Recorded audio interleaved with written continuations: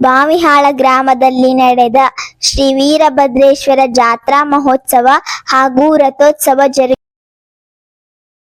5 ಗಂಟೆಗೆ ಬಾವಿಹಾಳ ಗ್ರಾಮದ ಸುತ್ತಮುತ್ತಲಿನ ಗ್ರಾಮದ ರೈತರು ಹಾಗೂ ಸಾರ್ವಜನಿಕರು ಭಕ್ತಾದಿಗಳು ಸೇರಿ ರಥವನ್ನು ಎಳೆಯುತ್ತಾ ರಥೋತ್ಸವದ ಕಾರ್ಯ ಪೂರ್ಣಗೊಳಿಸಿದರು.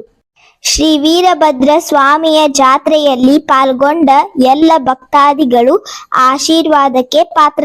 ಶ್ರೀ ವೀರಭದ್ರೇಶ್ವರ ಭಕ್ತರಾದ ಪುರವಂತರು ಊರಿನಲ್ಲಿ ದೇವರಿಗೆ ಬೇಡಿಕೊಂಡವರು ದೇವರ ಒಡಪುಗಳನ್ನು ಹೇಳುತ್ತಾ ದೇವರ ಆಶೀರ್ವಾದಕ್ಕೆ ಪಾತ್ರರಾದರು. ಊರಿನ ಎಲ್ಲಾ ರೈತರು, ಸಾರ್ವಜನಿಕರು, ಭಕ್ತಾದಿಗಳು ಶ್ರೀ ವೀರಭದ್ರ ಸ್ವಾಮಿಯ ಜಾತ್ರೆಯನ್ನು ತುಂಬಾ ಸಡಗರದಿಂದ ರಥೋತ್ಸವದ ಕಾರ್ಯದಲ್ಲಿ ಪಾಲ್ಗೊಂಡರು.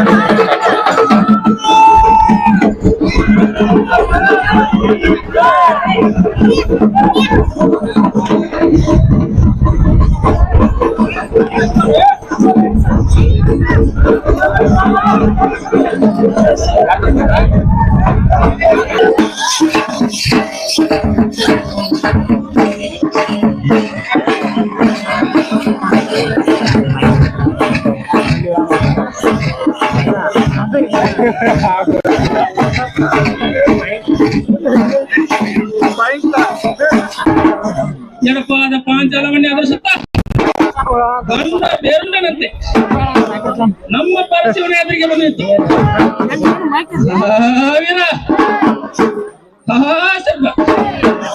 ತಂದೆಯಾದ ಪರಶಿವನೇ ನನ್ನನ್ನು ಕರೆಸಿದ ಕಾರಣ ಎಂದು ಕೇಳಿದ್ರು.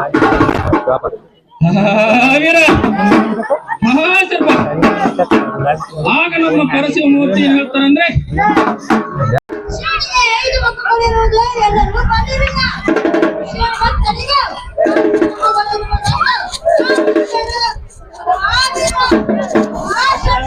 ಅದೇ ಗ್ರಾಮದ ಕಾಳವ್ವ ಪತ್ತಾರ್ ಅವರು ಶ್ರೀ ವೀರಭದ್ರೇಶ್ವರ ಒಡಪುಗಳನ್ನು ಹೇಳಿದರು.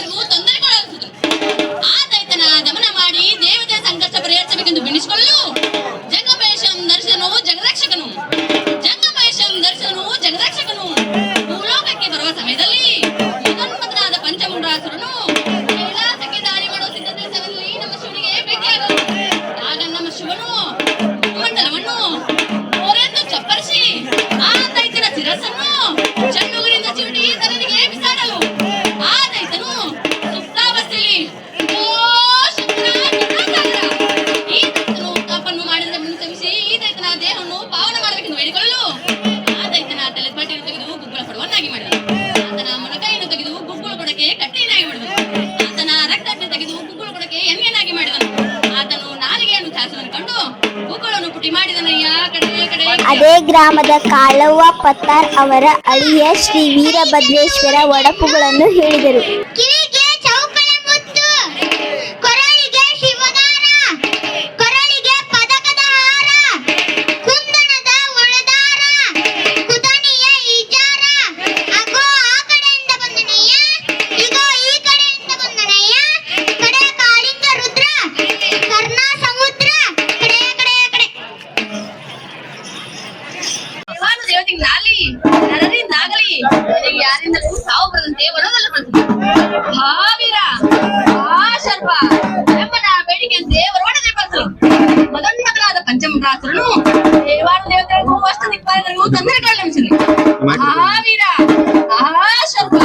ಆಗ ದೇವಾನುದೇವರು ಅಷ್ಟದಿಕ್ಪಾಲಕರೊಂದು ಕೂಡಿ ನಮ್ಮ ಕೈಲಾಸವಾಸ್ಯದ ಶಕ್ತಿಗಳಿಗೆ ಬಂದರು. ಆಗ ಬಂದ ಕಾರಣವನ್ನು ಕೇಳಲು ದೇವತೆಗಳು ಹೇಳಿದೇನೆಂದರೆ ಆ ಮದನ್ಮತನಾದ ಪಂಚಮುಂಡಾಸುರನು ದೇವಾನು ದೇವತೆಗಳಿಗೂ ಅಷ್ಟ ದಿಕ್ಪಾಲಕರಿಗೂ ತೊಂದರೆಗೊಳಗಾಗಿಸಿದ್ರು. ಆತನ ದಮನ ಮಾಡಿ ದೇವತೆ ಸಂಕಷ್ಟ ಪರಿಹರಿಸಬೇಕೆಂದು ಬಿಡಿಸಿಕೊಳ್ಳಲು ಜಂಗಮಹೇಶಂ ದರ್ಶನನು ಜಗರಕ್ಷಕನು ಭೂಲೋಕಕ್ಕೆ ಬರುವ ಸಮಯದಲ್ಲಿ ಮದನ್ಮತನಾದ ಪಂಚಮುಂಡಾಸುರನು ಕೈಲಾಸಕ್ಕೆ ದಾರಿ ಮಾಡುವ ಸಿದ್ಧತೆ ಆಗ ನಮ್ಮ ಶಿವನು ಭೂಮಂಡಲವನ್ನು ಅವರೆಂದು ಚಪ್ಪರಿಸಿ ಆ ದೈತ್ಯನ ಶಿರಸ್ಸನ್ನು ಚೆಳ್ಳುಗುರಿಂದ ಚಿವುಟಿ ಆ ದೈತ್ಯನು ಸುಪ್ತಾವಸ್ಥೆಯಲ್ಲಿ ಈ ದೈತ್ಯನು ತಪ್ಪನ್ನು ಮಾಡಿದ್ರೆ ತಪ್ಪಿಸಿ ಈ ದೈತ್ಯನ ದೇಹವನ್ನು ಪಾವನ ಮಾಡಬೇಕೆಂದು ಹೇಳಿಕೊಳ್ಳಲು ಆ ದೈತ್ಯನ ತಲೆಪಟ್ಟಿಯನ್ನು ತೆಗೆದು ಗುಗ್ಗಳ ಪಡವನ್ನಾಗಿ ಮಾಡಿದನು. ಆತನ ಮೊಣಕಾಯನ್ನು ತೆಗೆದು ಗುಗ್ಗಳ ಕೊಡಕ್ಕೆ ಕಟ್ಟಿಯನ್ನಾಗಿ ಮಾಡಿದನು. ಆತನ ರಕ್ತಕ್ಕೆ ತೆಗೆದು ಗುಗ್ಗಳ ಕೊಡಕ್ಕೆ ಎಣ್ಣೆಯನ್ನಾಗಿ ಮಾಡಿದನು. ಆತನು ನಾಲಿಗೆಯನ್ನು ಚಾಚುವುದನ್ನು ಕಂಡು ಗುಗ್ಗಳನ್ನು ಪುಟಿ ಮಾಡಿದನಯ್ಯ ಕಡೆ ಕಡೆ ಕಡೆ. ಸರ್ಪ ಕೈ ಕಡೆ ಊರಿಗೆ ಕಿವಿಗೆ ಚೌಕಯ ಮುತ್ತು, ಕೊರಳಿಗೆ ಶಿವದಾರ, ಕೊರಳಿಗೆ ಪದಕದ ಹಾರ, ಕುಂದಣದ ಉಳಿದಾರ, ಕುದನಿಯ ಈಚಾರ. ಅಗೋ ಆ ಕಡೆಯಿಂದ ಬಂದನಯ್ಯ, ಇದೋ ಈ ಕಡೆಯಿಂದ ಬಂದನಯ್ಯ. ಕಡೆ ಕಾಳಿಂಗ ರುದ್ರ, ಕರ್ಣ ಸಮುದ್ರ, ಕಡೆ ಕಡೆ ಕಡೆ. ಸರ್ವ ವಿಘ್ನ ನಾಯಕ ವಿಘ್ನೇಶ್ವರ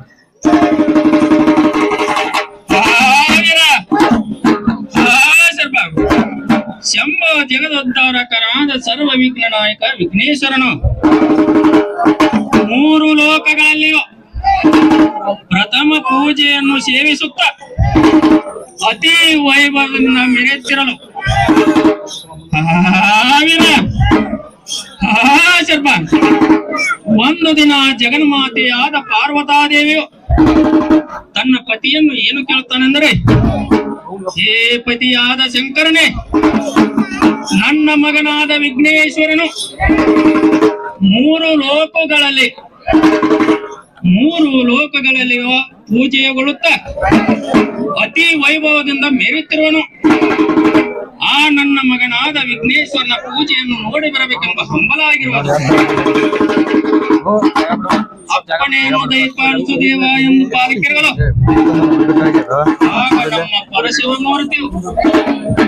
ಆಗ ನಮ್ಮ ಪರಶಿವ ಮೂರ್ತಿಯು ನಂದಿಯನ್ನು ಕರೆದು ಅಪ್ಪಣೆಯನ್ನು ದಯಪಾಲಿಸಲು ಆಗ ನಮ್ಮ ಜಗನ್ಮಾತೆಯಾದ ಪಾರ್ವತಾದೇವಿಯು ಜರ್ದಾರಿ ಪಿತಾಂಬರವನ್ನಿಟ್ಟು ಪುತನಿ ಕುಪ್ಪಸವನ್ನು ತೊಟ್ಟುಕೊಂಡು ಹೊರಳಲು ರುದ್ರಾಕ್ಷಿ ಮಾಲೆಯನ್ನು ಧರಿಸಿಕೊಂಡು ಹಣೆಯಲ್ಲಿ ಬಹುಭರಿತ ಭಸ್ಮವನ್ನು ಧರಿಸಿಕೊಂಡು ಹೊರಡುವ ಸಮಯದಲ್ಲಿ ಆಗ ನಂದಿಯು ತನ್ನ ಹೆಗಲಿನ ಮೇಲೆ ಪಾರ್ವತಾ ದೇವಿಯನ್ನು ಹೊತ್ತುಕೊಂಡು ಭೂಲೋಕದಲ್ಲಿ ನಡೆಯುತ್ತಿರುವ ವಿಘ್ನೇಶ್ವರನ ಪೂಜಾ ಮಂಟಪದಲ್ಲಿ ಬಂದು ಕುಳಿತರು.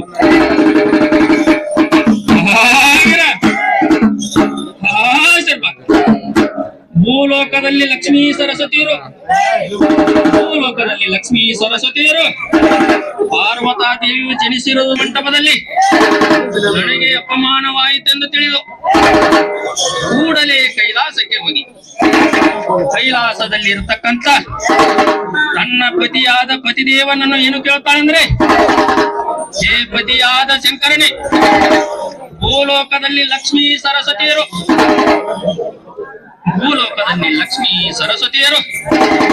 ಬಂಗಾರದ ದಾಗಿಯನ್ನು ಧರಿಸಿಕೊಂಡು ಅತಿ ವೈಭವದಿಂದ ಮೆರೆಯುತ್ತಿರುವರು. ನಾನು ಅವರಂತೆ ಹೆಣ್ಣಲ್ಲವೇ, ನನಗೆ ಬಂಗಾರದ ಆಭರಣವನ್ನು ಮಾಡಿಸಿಕೊಡಯ್ಯ ಎಂದು ಕೇಳಲು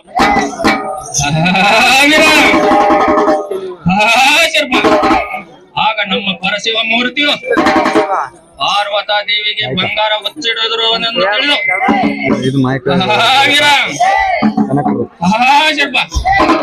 ಆಗ ನಮ್ಮ ಪರಶಿವ ಮೂರ್ತಿ ಏನ್ ಮಾಡ್ತಾರಂದ್ರೆ, ಒಂದು ಗುಲಗಂಜಿ ತೂಕದ ಭಸ್ಮವನ್ನು ತೆಗೆದುಕೊಂಡು ಎಲೆ ಪಾರ್ವತಾ ದೇವಿಯೇ ಈ ಗುಲಗಂಜಿ ತೂಕದ ಭಸ್ಮವನ್ನು ತೆಗೆದುಕೊಂಡು ಕುಬೇರನಲ್ಲಿ ಹೋಗಿ ಈ ಭಸ್ಮದ ತೂಕ ಬಂಗಾರವನ್ನು ತೆಗೆದುಕೊಂಡು ಬಾ ಎಂದು ಹೇಳೋದು. ಸರ್ಪ ಆಗ ಜಗನ್ಮಾತೆಯಾದ ಪಾರ್ವತಾದೇವಿಯು ಕುಬೇರನಲ್ಲಿ ಬಂದು, ಎಲೆ ಕುಬೇರನೇ, ಎಲೆ ಕುಬೇರನೇ, ನಾನು ಒಂದು ಭಸ್ಮದ ತೂಕ ಭಸ್ಮ ಮಹಾವೀರ ಮಹಾಚರ್ಪ, ಎಲೆ ಕುಬೇರನೇ, ಒಂದು ಗುರುಗಂಜಿ ತೂಕ ಭಸ್ಮವನ್ನು ತೆಗೆದುಕೊಂಡು ಬಂದಿರುವೆನು. ಈ ಗುರುಗಂಜಿ ತೂಕದ ಭಸ್ಮದ ಬಂಗಾರವನ್ನು ಕೂಡ ಎಂದು ಕೇಳಲು, ಮಹಾವೀರ ಕೂಡಲೇ ಒಂದು ತಕ್ಕಡಿಯನ್ನು ತರಿಸಿ, ಕೂಡಲೇ ಒಂದು ತಕ್ಕಡಿಯನ್ನು ತರಿಸಿ ಒಂದು ಕಡೆ ಭಸ್ಮವನ್ನು ಇಟ್ಟು, ನನ್ನ ಹೆಂಡತಿ ಮೈ ಮೇಲಿರುವ ಬಂಗಾರವನ್ನು ಬಿಟ್ಟರೆ ನಾನು ಯಾವ ಮೂಲೆಯಲ್ಲೂ ಬಚ್ಚಿ ಇಟ್ಟೆಲ್ಲವೆಂದರು. ಮಹಾವೀರ ಮಹಾಚರ್ಪ, ಆಗ ಪಾರ್ವತಾದೇವಿ ಏನು ಹೇಳ್ತಾ ಅಂದ್ರೆ, ನಿನ್ನ ಹೆಂಡತಿಗೆ ಬಂಗಾರ ಬೇಕೇ ಬೇಕು, ಅದೇ ಬಂಗಾರವನ್ನು ತಂದು ತಕ್ಕಡಿ ಸರಿ ತೂಕಕ್ಕೆ ಹಚ್ಚಯ್ಯ. ಮಹಾವೀರ ಮಹಾಚರ್ಪ, ಆಗ ಕುಬೇರನು ತನ್ನ ಹೆಂಡತಿಯ ಕಿವಿಯಲ್ಲಿರುವ ಓಲೆಯನ್ನು ತೆಗೆದು ತಕ್ಕಡಿ ಸರಿ ತೂಕಕ್ಕೆ ಹಚ್ಚ. ಆಗ ತಕ್ಕಡಿಯು ಸ್ವಲ್ಪ ಮೇಲೆ ಎದ್ದಿತು. ಮಹಾವೀರ ಮಹಾಚರ್ಪ, ಮತ್ತು ಮೂಗಿನಲ್ಲಿರುವ ಮೂಗುತಿಯನ್ನು ತೆಗೆದು ಹಚ್ಚಲು. ಆಗ ತಕ್ಕಡಿಯು ಮತ್ತು ಸ್ವಲ್ಪ ತೂಕಕ್ಕೆ ಮೀರಿತು. ಮಹಾವೀರ ಮಹಾಚರ್ಪ, ಆಗ ಕುಬೇರನು ಏನು ಹೇಳ್ತಾನಂದ್ರೆ, ಹೇ ಪಾರ್ವತಾದೇವಿ, ನನ್ನ ಹೆಂಡತಿ ಮೈಯಲ್ಲಿ ಗುಳದಾಳಿ ಬಂದ ಬಿಟ್ಟರೆ ಯಾವ ಎಲ್ಲ ಭಾಗವನ್ನು ತೆಗೆದು ತಕ್ಕಡಿಗೆ ಹೆಚ್ಚಿದ. ಮಹಾವೀರ ಮಹಾಚರ್ಪ, ಆಗ ಪಾರ್ವತಾದೇವಿ ಏನು ಹೇಳ್ತಾಳಂದ್ರೆ, ಎಲೆ ಕುಬೇರನೇ, ನಿನ್ನ ಹೆಂಡತಿಗೆ ಗುಳದಾಳಿ ಏಕೆ ಬೇಕು, ಆ ಗುಳದಾಳಿಯನ್ನು ಕಿತ್ತು ತಕ್ಕಡಿಗೆ ಹಚ್ಚಯ್ಯ ಎಂದಳು. ಮಹಾವೀರ ಮಹಾಚರ್ಪ, ಆಗ ಕುಬೇರನು ತನ್ನ ಹೆಂಡತಿಯ ಕೊರಳಲ್ಲಿರುವ ತಾಳಿಯನ್ನು ಕಿತ್ತು ತಕ್ಕಡಿಗೆ ಹಚ್ಚಲು. ಆಗ ತಕ್ಕಡಿಯು ಸರಿ ಸಮಾನವಾಯಿತು. ಮಹಾವೀರ ಮಹಾಚರ್ಪ, ಆಗ ಪಾರ್ವತಾದೇವಿ ಏನು ವಿಚಾರ ಮಾಡ್ತಾಳಂದ್ರೆ, ಇನ್ನೊಬ್ಬರ ಗುಳದಾಳಿಯನ್ನು ಕಿತ್ತು ನಾನು ಅತಿ ವೈಭವದಿಂದ ಮೆರೆಯುವುದು ಸರಿಯಲ್ಲ, ಅತಿ ವೈಭವದಿಂದ ಮೆರೆಯುವುದು ಸರಿಯಲ್ಲವೆಂದು ತಿಳಿದು ಕೂಡಲೇ ಭಸ್ಮವನ್ನಟ್ಟೆ ತೆಗೆದುಕೊಂಡು ಕೈಲಾಸಕ್ಕೆ ಹೊರಟ. ಮಹಾವೀರ ಮಹಾಚರ್ಪ, ಆಗ ಕೈಲಾಸದಲ್ಲಿ ಇರ್ತಕ್ಕಂಥ ನಮ್ಮ ಪರಶಿವ ಮೂರ್ತಿಯು ಪಾರ್ವತಿಗೆ ಏನು ಹೇಳ್ತಾನೆಂದ್ರೆ, ಎಲೆ ಪಾರ್ವತಿ, ಎಲೆ ಪಾರ್ವತಾದೇವಿ, ಭಸ್ಮದಕ್ಕಿಂತ ಬೇರೆ ದೇವರಿಲ್ಲ, ಗಂಡನಿಗಿಂತ ಬೇರೆ ದೇವರಿಲ್ಲ, ಭಸ್ಮದಕ್ಕಿಂತ ಬೇರೆ ಬಂಗಾರವಿಲ್ಲ, ಗಂಡನಿಗಿಂತ ಬೇರೆ ದೇವರಿಲ್ಲವೆಂದು ಹೇಳಲು.